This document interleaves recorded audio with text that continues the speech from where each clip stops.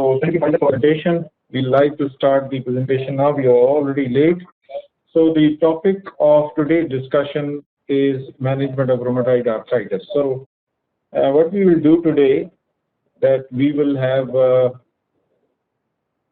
a brief presentation about the rheumatoid arthritis, in which we will discuss the first part of the rheumatoid arthritis, that will be the pathology, etiology, pathogenesis, and classification system for rheumatoid arthritis. So I think if you people who are attending this webinar understand how to diagnose the rheumatoid arthritis based upon scoring system, I think this will be the success of the this webinar. So the presentation will also include the difference of rheumatoid arthritis from osteoarthritis, which is the more common part, a common kind of a problem associated with the joint. So rheumatoid arthritis, if we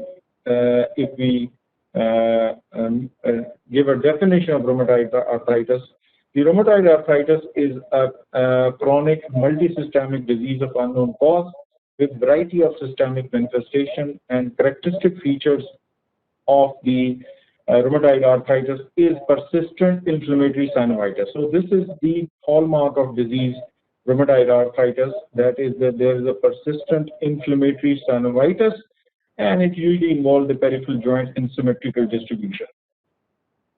So the term rheumatoid arthritis basically goes down to Victorian time. So can anybody tell us what is the Victorian time? So you can write down in the message also. So let me tell you, the Victorian time is that the Victorian time was when the Queen Victoria took the England as a queen, and it was 1807, and she was at that time 18 years old, and the Victorian time goes up to 1903 when she died. So she had a very long reign of the England, and the golden time of the England is called Victorian time. So it was like 1800 when this term rheumatoid arthritis was used. At that time there were diseases which were common involving the joint.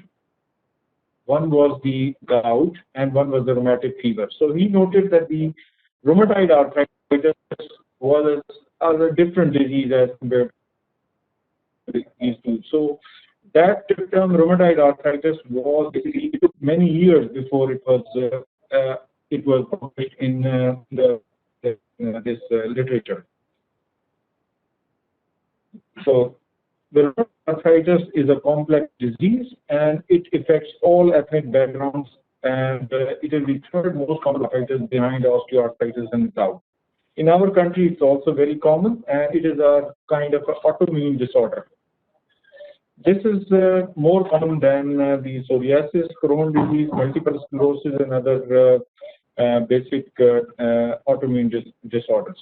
So the most important thing that I would like to tell you is that the timely identification of rheumatoid arthritis is crucial, and timely initiation of disease-modifying therapy is the goal of treatment, and that limits the joint damage. So timely identification of the rheumatoid arthritis is most important thing. And regarding the incidence of rheumatoid arthritis, the rheumatoid arthritis is 1.3 million Americans. So American studies are more commonly available in the literature. So 1.3 million, that means 13 lakh Americans have the disease, which is about and the rheumatoid arthritis is about 1% of the worldwide population. So it's a very common disease, and it is the most common cause of inflammatory joint problem. There are other problems which are non-inflammatory like arthritis, but if we talk about the inflammatory, it is number one. Now, the annual incidence of the rheumatoid arthritis in US is 0.5 per 1,000 population. And prevalence is 1 to 2%, as we have already discussed. And the prevalence is 2.5 times higher in female than male. And if you see the variation of rheumatoid arthritis prevalence in different countries, you can see from this picture that in Nigerian rural population, it is not found. But in Afro-Caribbeans, it is 0.25. This is prevalence per 1 lakh population. Indonesia has 0.3 in rural population. Taiwan, which is the urban population, is 0.9%. So it's going higher towards the New Zealand, where the Caucasian population is present. It is 3%, and America it is 5%. So if you see the variation over here, it is less common in the rural population, and it is more prevalent in the westernized cultures. So this is a summary of instance of rheumatoid arthritis which has been published, and it shows that the incidence in different countries. So I would only highlight few countries like Japan, where there are 24 references between 1995 and 1996, and it says that the women doesn't have a disease, and men have an incidence of 16 per 1 lakh population, which is entirely different. So this is a very amazing kind of studies that Japanese men have only the rheumatoid arthritis, but the women doesn't have. But when we see in Norway, for example, combined instance is 28.7, and the women have 36 incidence and men have 13. So it is about 2.5 times. And if you see in the UK series, the reference that we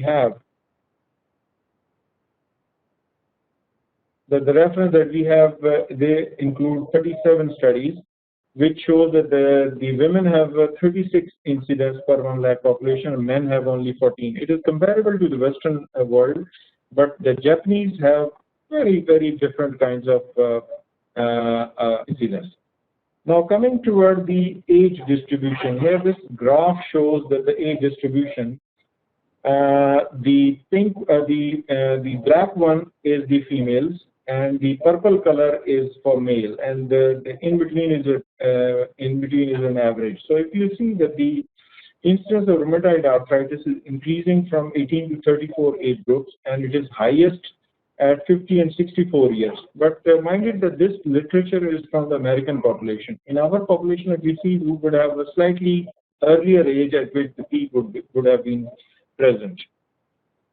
Not many studies are available regarding the instance of rheumatoid arthritis in Pakistan. Few of the studies which are published, for example, this study which was published in 2016, it is basically limited to a district Narwal, and which says that the relative occurrence and incidence of rheumatoid arthritis shows that it is more common in males as compared to the female. So we have 55% of the male affected in district Narwal as compared to the female. Mind it that this study has a very small N, which is about 60 individuals.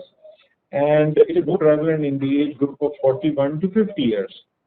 And if you see the prevalence by age group, you can see the most common affected is 41 to 50. Then there is 31 to 40 years of age. So, but this limitation of this study is that this is a very limited study. Number of patients is less. If you go to another study, which is from JPMC Karachi, and it was published in JAMA in 2011, here they show that the 12.9% of patients who visited the rheumatology clinic had rheumatoid arthritis. Male to male ratio is 4.1, which is quite different from the previous study. Mean age of onset was similar, that is 38.5 plus minus 12.4 in female, and slightly higher age at the male, that is 44.8. And they find that a lot of comorbid conditions are also involved in the patient who was diagnosed to have rheumatoid arthritis. So the genetic basis of the rheumatoid arthritis has been established from studies, but exact cause is not available. So that in monozygotic twins, they have a higher disease as compared to dizygotic. Monozygotic twins are those twins are identical, and they have 12% disease according to the study versus 4% in the twins which are dizygotic. They are coming from different genetic makeup. They are not identical. Heritability studies also suggest that 60% of the predisposition to RA is explained by genetic factors. So there's a strong element of genesis basis for rheumatoid arthritis, and it has been shown that this has been associated with HLA-DR4. Now, coming to the pathological features of rheumatoid arthritis, normally there's in every joint there is a synovial membrane, and there's a cartilage which is present over the bone, and there is a capsule. So in the rheumatoid arthritis, the synovial membrane, which is lining the inner part of the capsule, is inflamed. This is the primary pathology, which produces increased synovial fluid and which causes the resorption of the cartilage and then bone. And the major cells which are involved in causing these pathological features include T lymphocyte, macrophages, and minor cell types include fibroblasts, plasma cell, endothelial, and dendritic cells. So this is the mechanism of the disease, that the underlying etiology, which is mainly autoimmunity, but there are other postulated for also. They cause activation along with tumor necrotic factor alpha interleukins, which could different. Osteoarthritis has no significant inflammation, and there's a breakdown of the cartilage, and this is because of the inflammatory mediators and enzymes. Okay, so the damage is also present in the osteoarthritis, but in rheumatoid arthritis it is present in all the compartments. In osteoarthritis, if we're looking for a knee osteoarthritis, it is usually the patellofemoral compartment and medial compartment. But in the rheumatoid arthritis, it is not only the medial compartment, but also lateral and patellofemoral compartment which is involved. Okay, the environmental risk factors have been studied in different research, and it has been postulated that the silica dust exposure is one factor which is a very important factor identified up till now. So it shows that the incidence of rheumatoid arthritis is increased in minors. Next comes the smoking. Smoking is now one of the established environmental factor which is contributing to the rheumatoid arthritis development, and a number of studies have confirmed the increased risk of rheumatoid arthritis in smokers. And similarly here, the exact etiology by which it causes synovitis is not known. There is also effect of passive smoking on the development of the rheumatoid arthritis, but exact mechanism is still not known. Now, the other risk factors which are present for the rheumatoid arthritis include blood transfusion, dietary factors like certain vegetable diet, red meat, and other, and socioeconomical status like affluent class and also very poor class. Next comes another factor which is also important here is a short fertile period in women associated with low level of reproductive hormone. This is one of the common causes of the rheumatoid arthritis, and this has been postulated that this is also causing increased risk of rheumatoid arthritis in females. Similarly, coffee consumption has also been suggested but not confirmed. Trauma may be a factor. In certain cases, it has been observed that mild trivial trauma, which causes synovitis, has exacerbated the symptoms of rheumatoid arthritis. The main symptoms, now coming to the rheumatoid arthritis, is the symptom of rheumatoid arthritis. So the patient usually presents with pain, swelling, tenderness, and difficulty of movement. Usually the patient, he says that he is having pain in different joints of body. The pain is associated with swelling, and whenever he tries to move the joint, he has significant pain. And there is also tenderness in the joints whenever he sees the joints and feel that there is pain on palpation of the. So this is usually the symptomatic complex of rheumatoid arthritis. But if we see the osteoarthritis, the patient usually has a small number of which are involved. It usually knees, sometimes you see in but complications with pain which is associated with activity. There is no rest pain, but in rheumatoid arthritis, the patient main complaint is rest pain, And the osteoarthritis is not associated with significant swelling unless there is an element of synovitis. Tenderness is present, but is usually less severe as compared to the rheumatoid arthritis. Similarly, the patient has difficulty in moving the joint. So there is slight difference between the presentation of rheumatoid arthritis and the osteoarthritis. Now coming to the joint involvement, which is a very important part also.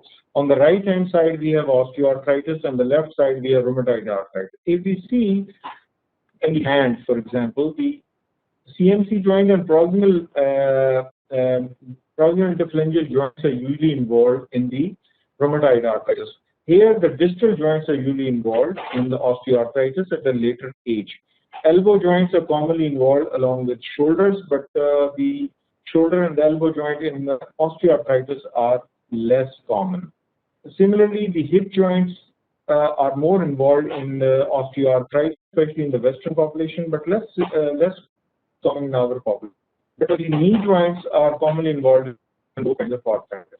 In the osteoarthritis, you can see the first CMC joint of the foot.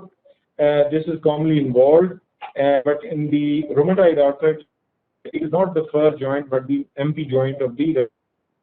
There is a slight difference between the rheumatoid and the osteoarthritis. So this was the difference between. You can see this picture. This is very, very important, and most of the time you can basically differentiate on the basis of this also. Now this we have discussed in the picture, so I will skip the slide. Okay, now let's see the involvement of the hand in a typical patient who has a rheumatoid arthritis. You can see over here that the hands are swollen on both sides, but the first CMC joint is not in. The first CMC joint is osteoarthritis, and if you observe carefully on this hand, there's a deviation at MP joint, which is a very common feature in rheumatoid arthritis. It is not present in osteoarthritis. Osteoarthritis usually has swelling in this part of the joint, right? And this is the first joint which is commonly involved. And there is no significant swelling in osteoarthritis. Patient has tenderness and has swelling as well. This is another picture which showing the feet of rheumatoid arthritis. I think it's still not present on your picture, but and okay, so you can see now. Okay, here in this picture also you can see the severe ulnar deviation in the. So if you see this kind of a deformity in the hand, which involves multiple joint, this is a most common diagnosis for rheumatoid arthritis. It is really a very severe kind of rheumatoid arthritis, which they develop. In contrast, in osteoarthritis, there is a problem of distal joints, like if you see the distal interphalangeal joints of the both hands which are involved. So this patient is a 60-year-old gentleman who has presented with pain on activity, and it is relieved by rest. He has difficulty in ambulation. He is not able to squat down for the last several years. Clinical examination on, he's also complaining of swelling and crepitus as well. Physical examination shows that there is a varus deformity, there is a lack of full range of motion, and there's a gross crepitus present on the movements and joint line and tenderness. So this presentation basically typical of the osteoarthritis patient, which is a very common disease in our population. So laboratory tests, there are different types of laboratory investigation which we can do for rheumatoid arthritis. The quantitative tests like ESR, CRP, they are useful for monitoring the disease because they indicate the rheumatoid arthritis and its systemic disease. Qualitative markers like R factor, NGCCP, and other tests indicate the prognosis and may have a pathognomic relevance. Okay, the RA factor is a very common test which has been performed, and usually it has been observed in studies that 65 to 80% rheumatoid patients have rheumatoid factor present in the blood. These are basically antibodies that bind specifically to the Fc portion of immunoglobulin G, forming immune complexes. So the patient with higher level of the rheumatoid arthritis, have severe disease, and the patient who have positive RA factor, these patients are called seropositive rheumatoid arthritis, and there disease is more severe as compared to seronegative disease. Rheumatoid factor, especially in the high volume or high titer, is present in early rheumatoid arthritis, and it also identifies the patient who has a very poor prognosis or a severe disease. But it is present in other diseases like chronic infection and connective tissue disorders. Anti-CCP is another test which is commonly done nowadays. It is more specific and equally sensitive as rheumatoid factor. So we will see the effect of anti-CCP and RA factor in diagnosis.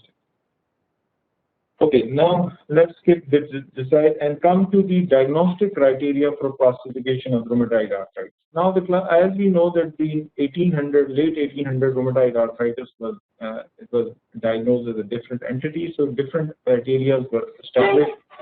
First of the criteria was established in 50s. Later on, in 1987, American College of Rheumatology presented a diagnostic criteria of rheumatoid arthritis, which involved basically 7 points. If you see, there are 7 points, and if they say that if there are 4 or more positive points in any patient history, this is termed as a rheumatoid arthritis. Now let's see the points one by one. Number 1 was morning stiffness, which was lasting more than 1 hour before improvement. Then arthritis involving 3 or more joints. Here they doesn't distinguish between small joints and the large joints. Then the small joints or the hand joints were given another number, number 3. Symmetrical arthritis were 4, rheumatoid nodule were 5, laboratory test was only 1, which was positive serum rheumatoid factor, and radiographic evidence of rheumatoid arthritis as seen on the X-ray had 1 point. So if you see this particular criteria, it has basically 5 clinical things, 1 laboratory test, and 1 radiology.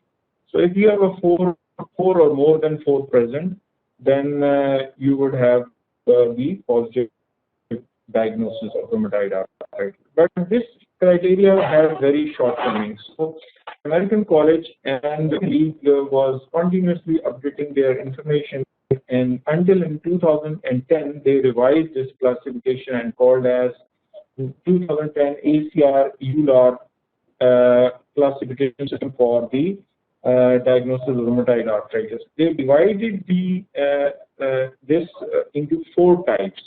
1 was the joint involvement, 2nd was laboratory test serology, that is RFF and anti-CCP, 3rd was acute phase reactants, and 4th was duration of the symptoms. Now, if you notice that there is no radiological assessment in this classification system. Let's talk about each of the diagnostic criteria, like joint involvement. So the joint involvement basically, if you see, any joint which is swollen or tender, it is account for involvement of the joint. So if you have 1 large joint, we don't have any point.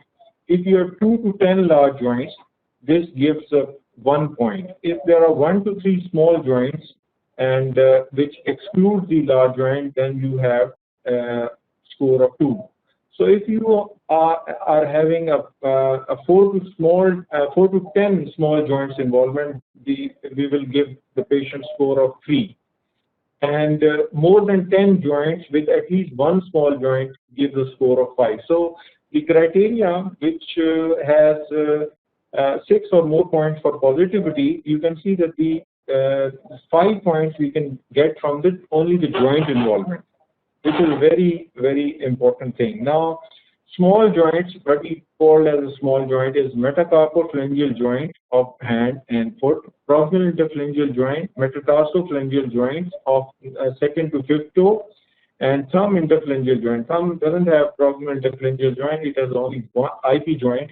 The wrist joint is also a small joint, but distal interphalangeal joint and first CMC joint of the hand and first metatarsophalangeal joints are not really counted as small joints. They are excluded from definition of rheumatoid arthritis as a small joint. So what we have in the large joints is the rest of the joint, like shoulder, elbow, hip, knees, and ankles. So we have 10 large joints in our body, but we have a lot of small joints, including EMS, metacarpophalangeal, metatarsophalangeal, proximal interphalangeal, thumb interphalangeal, and wrist joint. That's why if you see the classification, the small joints have a larger number, so they have a larger contribution in score as. Okay, if you see second part of the classification is a serology. Serology means that if we have a negative rheumatoid factor and negative anti-CCPA, you give a 0 score. If it is a low positive rheumatoid factor, the rheumatoid factor is present. It is not negative, it is present, but it is not in the normal range, or it is very close to the normal range. This we called as a low positive and low positive RA factor or low positive anti-CCP. If it is more than the normal range, it is called as a high positive RA factor or high positive anti-CCP. And the third part is, so if we have a high positive RA factor and high positive anti-CCP, we have a score of 3. And if you see, if you have a 3 score here, and if you have a 3 score in the upper joint distribution, like 4 to 10 small joints, then you have a positive diagnosis of rheumatoid arthritis. Third important thing, which is a very, very important, is also symptom duration. So if there is a more than 6 weeks of symptoms, then we usually give 1 score. Acute phase proteins like CRP and a measurement of ESR also gives 1 score. If either of this is positive, we give 1 score.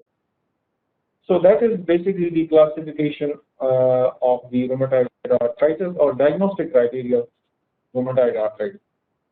So I think if you understand this classification, that would be a success of this webinar, that you can diagnose most of the cases of rheumatoid arthritis with this definition.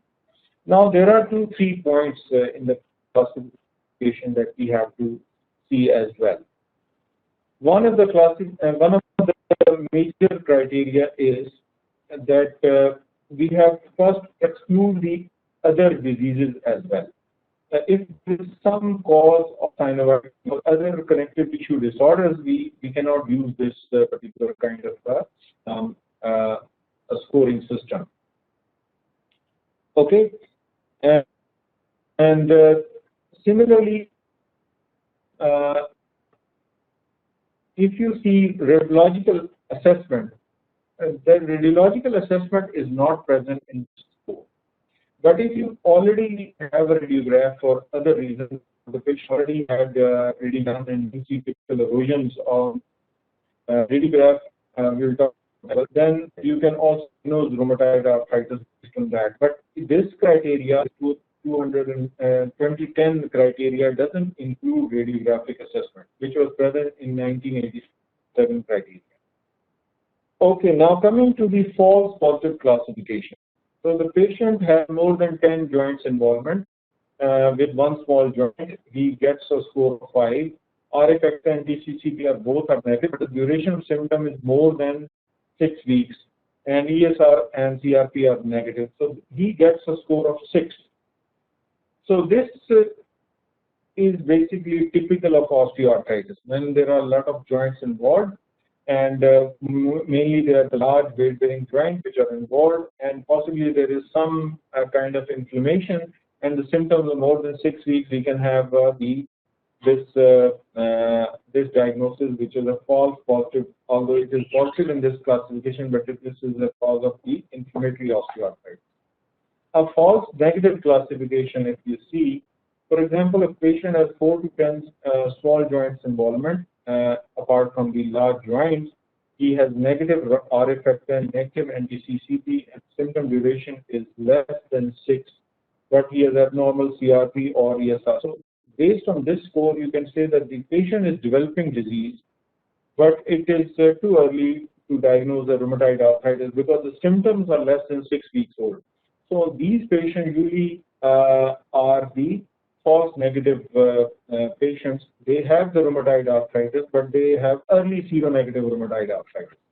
So they have basically, these are the patients which should be basically called after a few weeks for a second evaluation. And in the second evaluation, they usually have a positive RA classification because they have more joints involvement. There is more than 6 weeks. Now their score increases. So there are other extra-articular features of rheumatoid arthritis. There are nodules which are present in extensor surfaces. Sometimes there is evidence of vasculitis, neurological involvement, ocular involvement, pulmonary involvement, cardiac involvement, and cutaneous involvement. But sometimes they are very difficult to diagnose. But they are, if you look closely, you can find some of those extra-articular features of disease as well. So this is a typical example of rheumatoid nodules around the elbow. They are typically present around the elbows.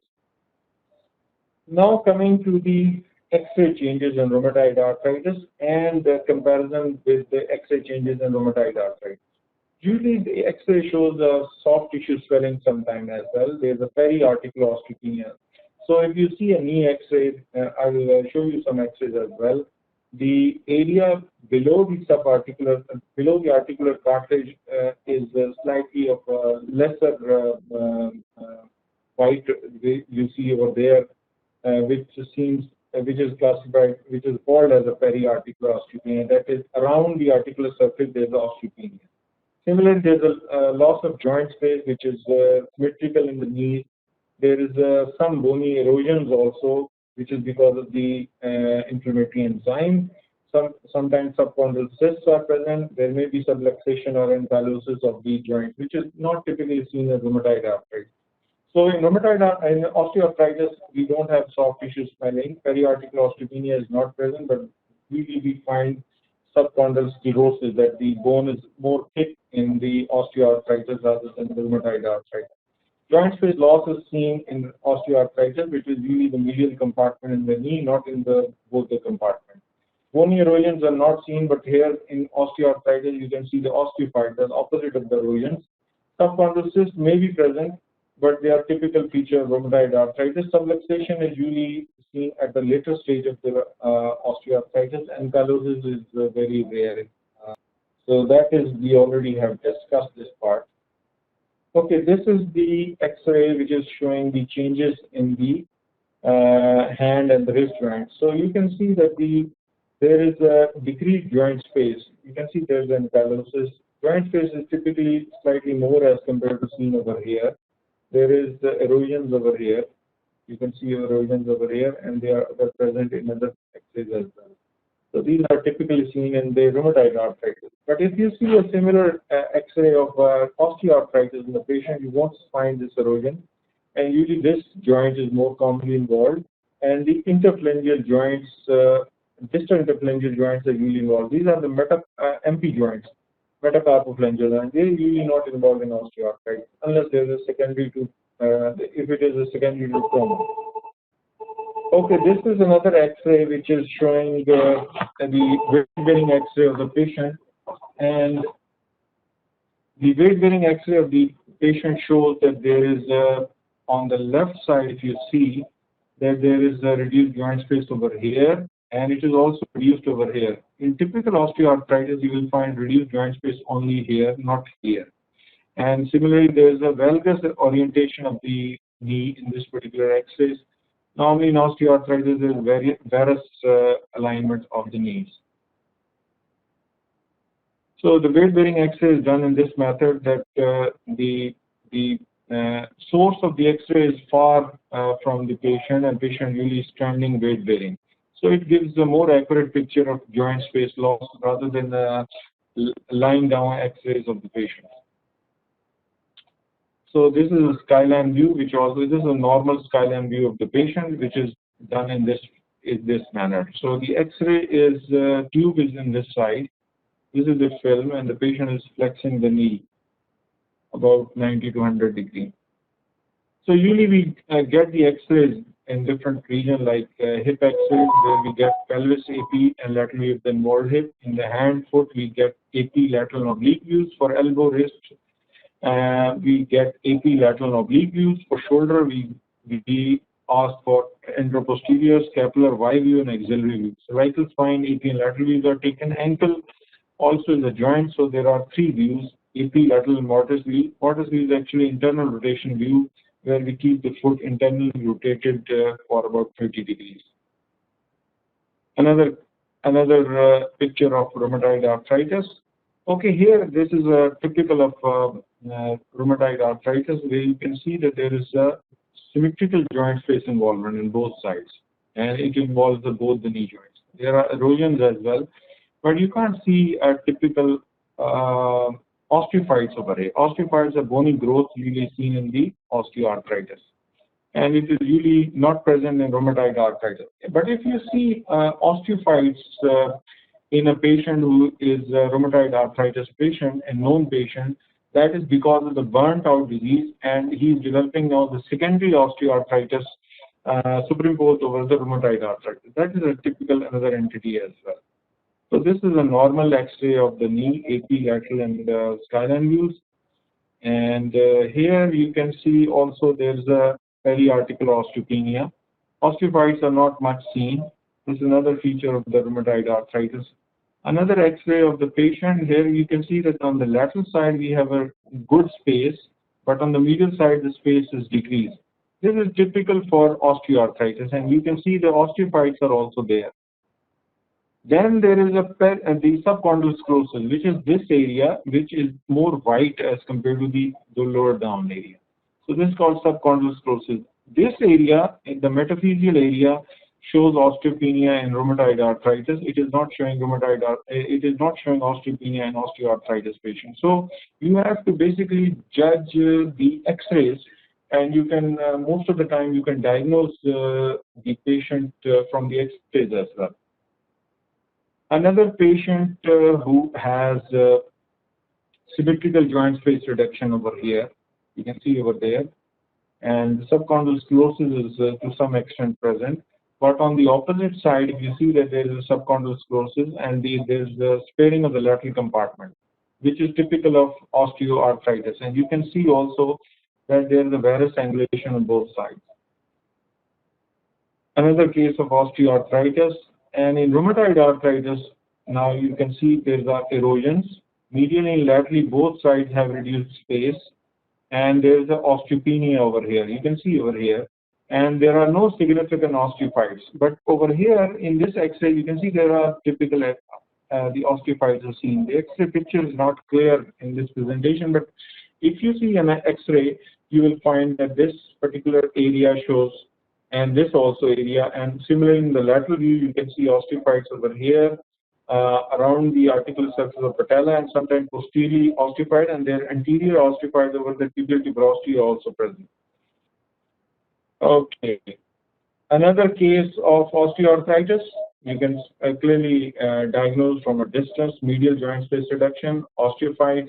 There is no significant osteopenia in the periarticular zone, and subchondral sclerosis is present. Okay, here, this is an early osteoarthritis. We don't see any osteophyte, but loose bodies are seen. But on the lateral view, if you see the right knee, there are significant osteophytes. So the importance of lateral view is there. If you only see AP view, sometimes you can miss the diagnosis. But in this particular picture, AP view was not that showing much changes. But on the lateral view, you can see there are significant osteophytes present. So this is osteoarthritis. Okay, this area, you can see there is a periarticular osteopenia. You can say the periarticular osteopenia, but this is because of the joint cell tumor. This is a different entity. By purpose, I've added this X-rays. Sometimes you see this kind of area. This is a more localized kind of periarticular osteopenia, and this is because of the tumor. This is not rheumatoid arthritis. But rheumatoid arthritis has osteopenia. It is a more diffuse kind of osteopenia, not that sharp kind of osteopenia seen in this picture. Okay, this is another case of rheumatoid arthritis, although he has a fracture of this intertrochanteric region. But if you see the joint, hip joint, you can see there's a significant reduction in the joint space and also significant osteophytes. Opposite side also has similar changes. Okay, we'll skip few of them. This picture is not clear, but here there's a osteopenia, but this is because of the tumor. It's not because of the inflammation. Now, if you see the hip osteoarthritis, you will see that there are gross osteophytes. This patient had basically avascular necrosis and secondary osteoarthritis because of the collapse of the head. And he underwent replacement. This is another case. And that is ankylosis because of the rheumatoid arthritis. You can see the bone has reduced density on both sides. Picture is not clear in this monitor, but if you see the real X-ray, you would appreciate more clearly. Okay, so in summary, we can say that there are differences between the rheumatoid arthritis and osteoarthritis. It is a common challenge when the patient presents with multiple joint problem. We either diagnose as rheumatoid arthritis or osteoarthritis. The patients who have osteoarthritis, they are usually older patients, and in our population, we have more female population involved in the osteoarthritis of the knees, but the post-traumatic osteoarthritis is more common in the male patients. But the usually the female after the age of 50, they are commonly involved is osteoarthritis, which really starts from a patellofemoral joint, and that involves the medial compartment, and when the changes are severe, they involve the lateral compartment. In contrast, rheumatoid arthritis has a slightly younger population. They have slightly younger age. They're more common in female, but the male are not immune to that. The rheumatoid arthritis is an autoimmune disease, but the osteoarthritis is a degenerative disease. So the osteoarthritis increases with the age. Because rheumatoid arthritis is autoimmune disorder, so it is associated with rest, and it is fairly good controlled with medications. Secondly, there is symmetrical involvement of rheumatoid arthritis. Because it is an autoimmune disorder, so there is a symmetrical involvement of the compartments of the joint as well. For example, if we have a knee problem in rheumatoid arthritis, it will involve all the three compartments of the knee joint. But if we talk about osteoarthritis, in our population, it takes start from the patellofemoral joint, that is anterior compartment, then it goes to the medial compartment. Sometimes it is present in both compartments, but rarely affecting the lateral compartment. So if you see a patient who has involvement of the lateral compartment and there is a valgus alignment, then the most common diagnosis would be rheumatoid arthritis. The joint involvement we have already discussed. The large joints are commonly involved in the osteoarthritis, but hips are commonly involved, but rheumatoid arthritis is less common as compared to the other joints. So the Xray changes we have already discussed in detail. So I hope you will be able to diagnose any problem. And thank you very much. If you have any questions, you can write down the questions and we can discuss that. Meanwhile, I would like to share some other comments that the diagnosis of the osteoarthritis and the rheumatoid arthritis, sometimes it is straightforward, sometimes it is not straightforward, and you have to call the patient again after a few weeks in order to reassess the patients. And sometimes the diagnosis is not clear, but if you take a thorough clinical history, you ask about the genetics and the family history of the arthritis, and you do your clinical examination and your investigation, most of the cases you can diagnose very easily of these cases. The rheumatoid arthritis topic that we discussed today is a very, very long topic. I think I basically wanted to define few of the things about rheumatoid arthritis which are clinically important, rather than just jumping to the treatment options of rheumatoid arthritis, because if you diagnose the patient properly between rheumatoid arthritis and osteoarthritis, then it will be very good for the patient prognosis. But if you miss the diagnosis and give them just painkillers and doesn't follow the patient properly and do not reassess the patient again, then the patient will be unhappy with you and he will not be coming back to you, and you will miss that particular diagnosis. So I would highly recommend that all of you who are practicing medicine in anywhere in Pakistan, you should try to take a thorough history, and you should clinically examine the patient properly, and then you go to the diagnosis. And you can print this 2010 rheumatoid arthritis, this diagnostic criteria, and you keep it with you.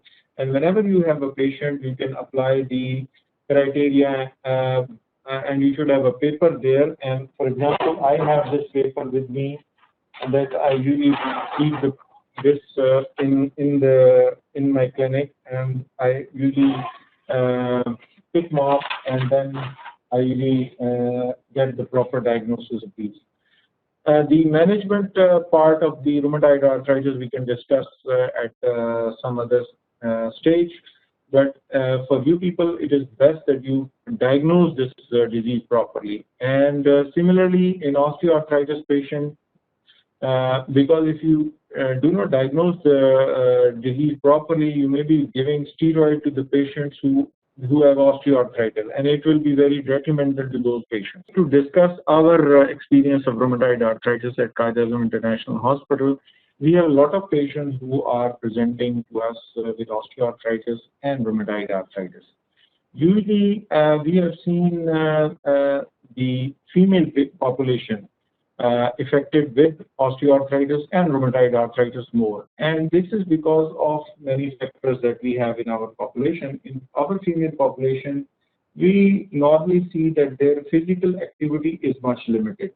And most of the time, they have very active tongue, but the muscles that they use, this is very uncommon. So when I ask the patients, my patients who come to me about their exercise, more than 90% of the women that present to us have never done any kind of exercise in their lifetime. So that is the reason why we see so many female population coming to us with advanced osteoarthritis, and the joints that we replace, and we have had our statistics according to which we replace about eight joints in female and 1 joint in a male patient. So this is one factor which is very important, is exercise.